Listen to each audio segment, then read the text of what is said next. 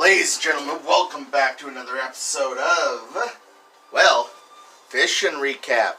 So, I got a little bit of a good audience from you guys last time, so, here I am again. And as for this, ladies and gentlemen, you can get this on my Teespring store. Link is over in the About section. So go check that out. This is one of my faith-based merchandise. On the back, it says, "What do you stand on?" So, yeah. So, without further ado, let's get this thing underway, shall we? So, right off the bat, this right here is what I used to catch literally anything and everything I caught the other day.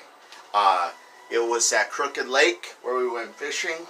So, yeah. I used a bit of this right here. Hold on a moment while I remove that because it got stuck on there apparently. I used a little bit of this to try to see if I catch anything on one of my other items. Well, one of those things here. Use a little bit of it, not too much. It's like, hold it off and, yeah, used it a little bit. But, it looks like this is just making a mess, so I'm going to have to get some new ones of this. But for now, kind of in the garbage. You gotta do what you gotta do, sometimes. With cleaning out your tackle box and stuff. So, it happens. So, without further ado, let's continue. So I used that right there, as I just showed you. The worms right here. I caught, the first few things I caught, I used, I used something that has not done me, very well this year yet. However, it did do very well the other day. Because most of the things I caught, I used this thing right here. Mostly caught sunfish, smaller ones, just about maybe like that. Not large enough to keep. But yeah, so I used that right there. And I used something I have not used in a long time, a specific hook that kind of got bent over the years. So there it is right there. Let the camera focus a bit. Right there, I used that hook to actually catch the keeper that I caught. Unfortunately, my brother, who I was out fishing with the other day, said we weren't keeping any, so I unfortunately was not able to keep it. Forgot to take a picture of it as well, but yeah, I would have showed you guys if I did. Trust me on that, guys. I think that's usually what I use for like the bait. I used this because I was thinking maybe I could get something like a walleye, a northern, something like that.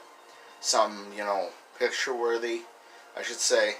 But yeah, I use this right here to try to see if I catch anything with it. Hook, bobber, all that good stuff I use with that. So I use those. I did not use any of my other lures. I did not use like this right here because I didn't really think it was going to work, and honestly I wasn't sure if it was going to or not. I didn't use that. I didn't add anything onto it, nothing at all. But I did use this right here. Tried to, cast out, reel in, kind of lure type thing. I thought that might have caught me something. All it ended up catching was a bunch of weeds. So, smaller lakes, when you're fishing, like, around lily pads and stuff like that, not very deep and all that, you don't want to use something like that. Yeah, so like, I use that a little bit, not too much, but yeah, I use that. So, what else did I use here? Trying to remember. Man, it's sometimes hard to remember what you use sometimes, guys. Yeah, you'll get used to it from time to time. It happens every once in a while when you forget what you use, what you didn't use, you know, all that kind of good stuff.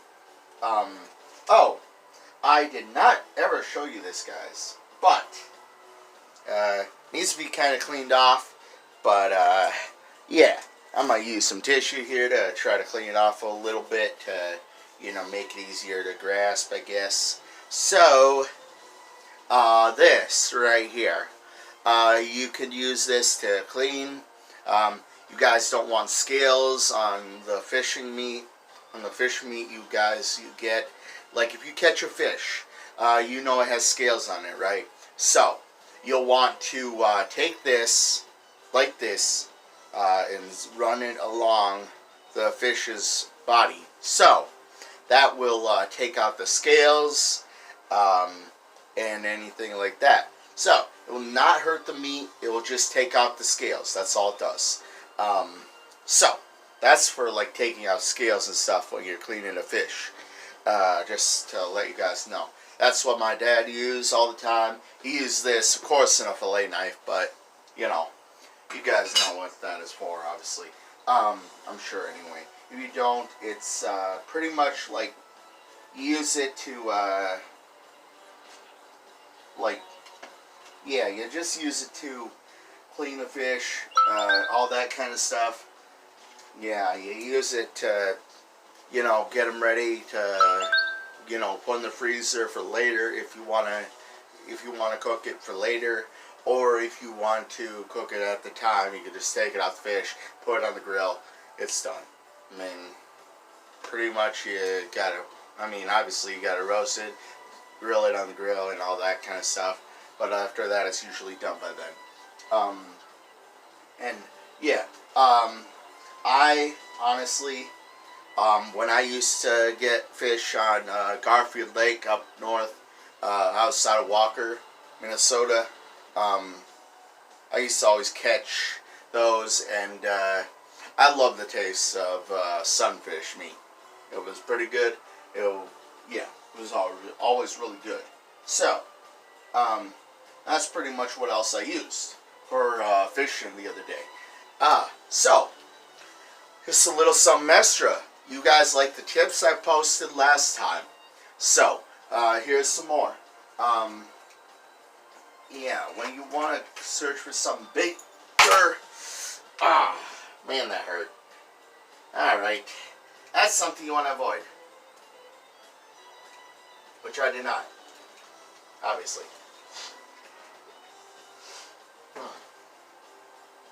That kind of hurt. But, let's see if I can find that thing wherever it went here.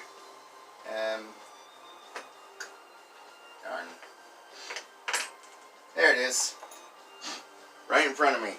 So, you want to fish for something bigger, you know, red devil. Not really a red devil per se, like, you know, the usual you would want to look for. But if you're good at casting and, you know, reeling in and getting things like that, use this. It's pretty good. I haven't caught anything with it yet, but I'm not giving up on it. You know, you can catch something on it, I'm sure. You just kind of got to be patient. This is, of course, a traditional red devil that you would notice. But yeah, so that's like for those.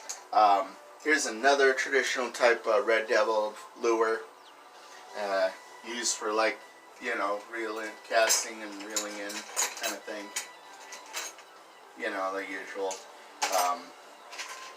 Cast it out, reel it in, that kind of stuff. As for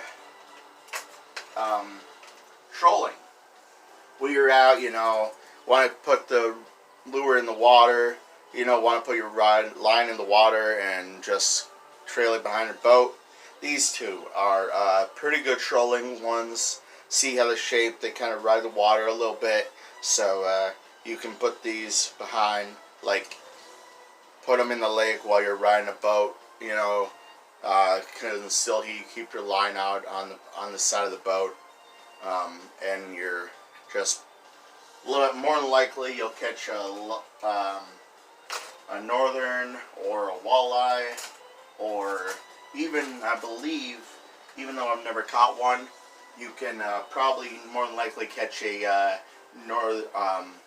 muskie as well. Alright, so of course these are this one is a bit of a smaller one. This one kind of, yeah, same concept. But also, like, I suggest like getting just different kinds of lures, different kinds of bait, different kinds of things before you go out fishing right away. Yeah, so,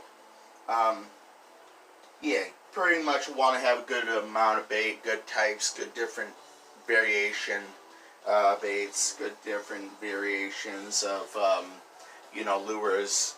Also, you kind of want to have a good line. You don't want to have to worry about, you know, it's snapping, so you're going to want to replace your line every once in a while. Not too much, like, you don't want to replace it every single day. Like, that's just overdone, I think. Like, you wouldn't need to replace it every single day. However, one of these things right here help a lot. Because you put, like, different kinds of lures on it, different kinds of hooks, anything, really.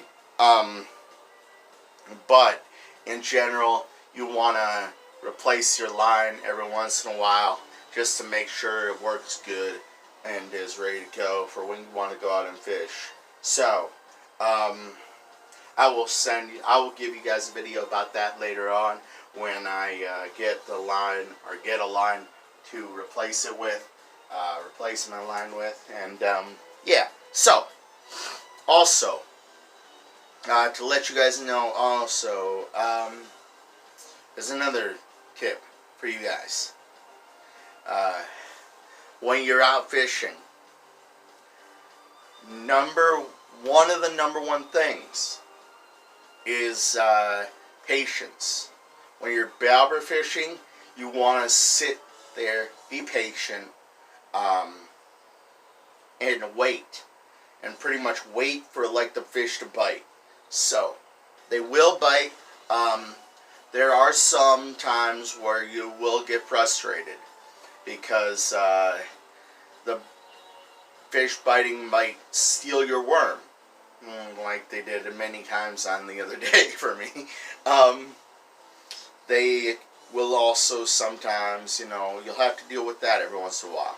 Also, another thing you want to do, another thing you're going to want to get used to, in a moment while I lower this, another thing you're going to want to get used to while you're fishing out and bobber fishing and all that is silence. So, you don't want to be too loud. You don't want to be, you know, having a party while you're trying to fish.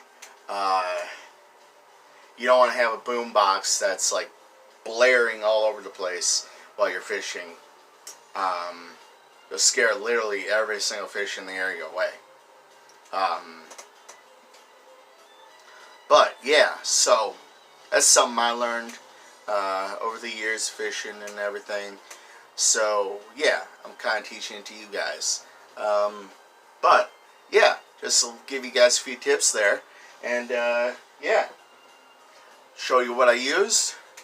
You guys liked this last time, so I will be putting my location where I went fishing the other day in the description down below.